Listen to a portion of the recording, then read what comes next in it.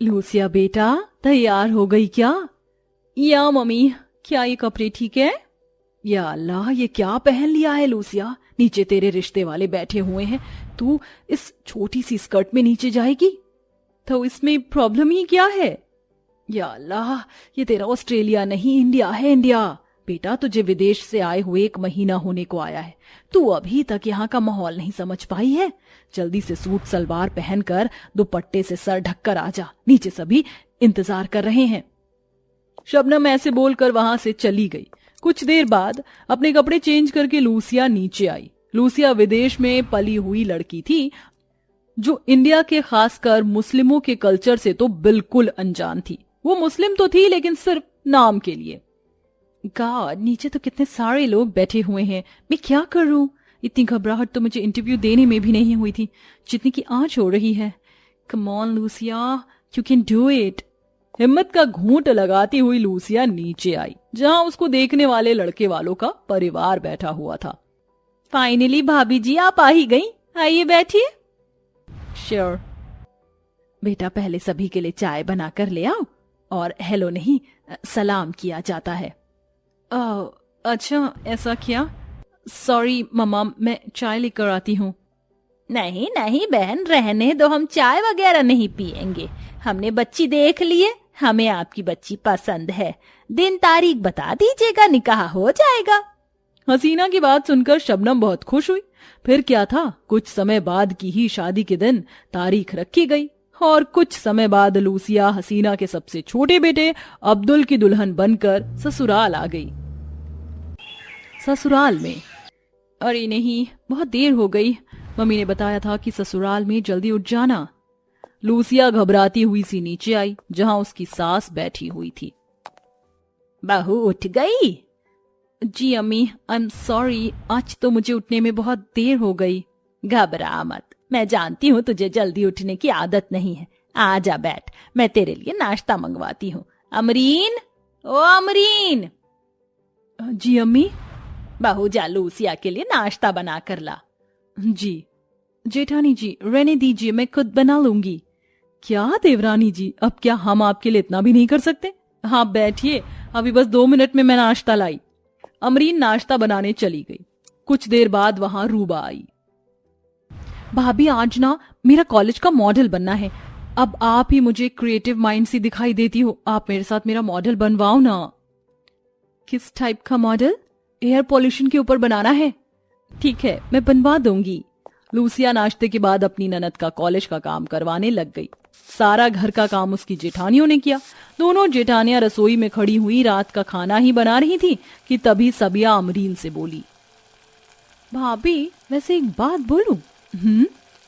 हमारी अंग्रेजन जेठानी क्या कहीं की महारानी है? क्यों, क्या हुआ? अरे सुबह से हम ही पागल बने पड़े हैं। अम्मी ने एक बार भी उसे रसोई में नहीं भेजा, और तो और उसके काम भी हमें ही करने पड़े हैं।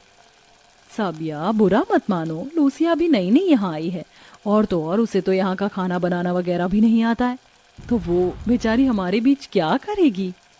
भाभी, सीखने से तो सब कुछ आ जाता है, फिर वो कोई छोटी सी बच्ची थोड़ी है जो समझ नहीं पाएगी। मुझे तो अपनी देवरानी पर बड़ा गुस्सा आ रहा है। यहाँ सारी मेहनत हम करें और अम्मी जान का लाड प्यार जाए उस निकम्मी अंग्रेजन के हिस्से में। तुम बहुत ज्यादा सोच रही हो सबिया। बिल्कुल नहीं, आज अगर उसे खाने के बाद काम पर ना लगा दिया ना, तो मेरा नाम भी सबिया नहीं। सबिया अपनी अंग्रेजन देवरानी से चिढ़ रही थी। रात को जब सभी खाना खाकर निपट गए, तब सबिया लूसिया से बोली, देवरानी जी, खाया पिया और डकार मारकर ससुराल में काम नहीं चलता है। हर बहू अपनी ससुराल में काम करती है। आपका क्या मतलब है? मतलब ये कि हम पूरा दिन काम में लगे लगे थक गए हैं। जाइए जाकर अब आप खाने के बाद के बर्तन धोइए। मैं बर्तन? सबिया भाभी, लूसिया भाभी भी बिजी थी, वो मेरा कॉलेज का प्रोजेक्ट बनवा रही थी। हाँ, और सबिया बहू, तू तो आज ऐसे भड़क रही है जैसे आज ही अनोखे तुमने ये सब काम किए हुए हैं। अभी लूसिया नई नई विदेश से आई है, उसे यहाँ ढलने का मौका तो दो। सभी की बात सुनकर सबिया चुप हो गई। लूसिया से इस तरह घर में हसीना कोई भी काम नहीं करवाती थी। अगर कोई काम करने का उसका अंदर से ही मन होता था तो लूसिया उसे अपनी मर्जी से ही कर लेती थी। और अब ऐसे ही चलते हुए रमजान का महीना लग चुका था। अरे रूबा, सभी इतनी जल्दी में ऊपर क्यों जा रही हैं? भाभी, आपको नहीं पता आज रमजान का चांद निकला है, बस उसे ही देखने जा रहे हैं। रमजान का चांद? हाँ भाभी, आप इतनी शॉक्ड क्यों हैं? कल से रमजान शुरू है, आपने कभी रोजे नहीं रखे हैं? नहीं, वो क्या होता है? मैंने तो कभी नाम भी नहीं सुना। मैं बताती हूँ।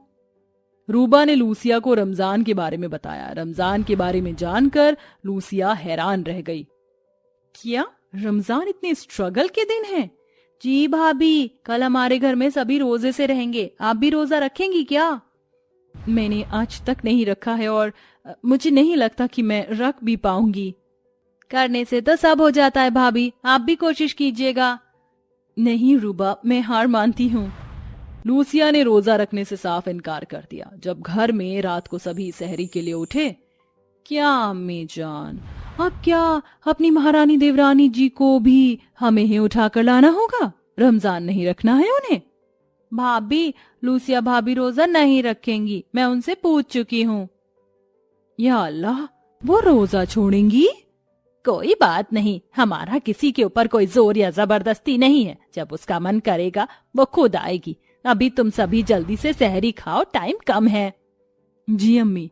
सभी ने एक साथ सहरी खाई और फिर वो सभी फर्ज पढ़कर सो गए। अगली सुबह सभी रमजान से थे सिवाय लूसिया के।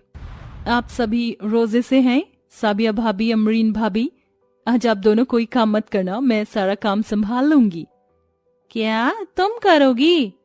हाँ, क्यों, मैं नहीं कर सकती हूँ क्या? काम ना आते हुए भी लूसिया ने सारे घर का काम निपटाया। उसने कपड़े धोए, बर्तन साफ किए और सफाई वगैरह भी की। अपनी अंग्रेजन देवरानी को इतनी मेहनत करता देख सबिया का मन भी पिघल गया। मैं गलत थी, अम्मी जो लूसिया को बेवजह दोष देती रहती थी। अब तो तुझे दिख गया ना। लूसिया से जितना हो सका उसने इफ्तारी में भी हाथ बटाया। ऐसे ही सिलसिला जारी था और अब आधे रोजे होने को आए थे। एक दिन लूसिया के मन में भी रमजान रखने का ख्याल आया और उसने भी सभी के साथ सहरी की। ये मेरी अंग्रेजन बहू का पहला रमजान है, आज इफ्तारी की तैयारी अच्छे से होनी चाहिए। हमें फिक्र मत कीजिए, आज तो हम वो पकवान बनाएंगे कि लूसिया याद रखेंगी। भाभी चलिए, मैं भी आपकी मदद करूंगी। बस यहीं बैठी रहो देवरानी जी, आज आपका पहला रोजा है, सब कुछ हम देख लेंगे। अरे पर तेरी जेठानियां ठीक बोल रही हैं, तू यहीं रह। भाभी, आज तो आपके लिए मैं भी कुछ बनाऊंगी। सभी घरवाले इफ्तारी बनाने में लग गए।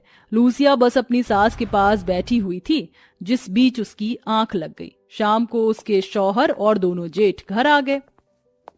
अरे अमरीन, कहाँ हो? अरे आज आप सभी इतनी जल्दी आ गए? हाँ, आज हमारे घर में लूसिया का पहला रोजा है, तो जल्दी आना तो बनता था ना।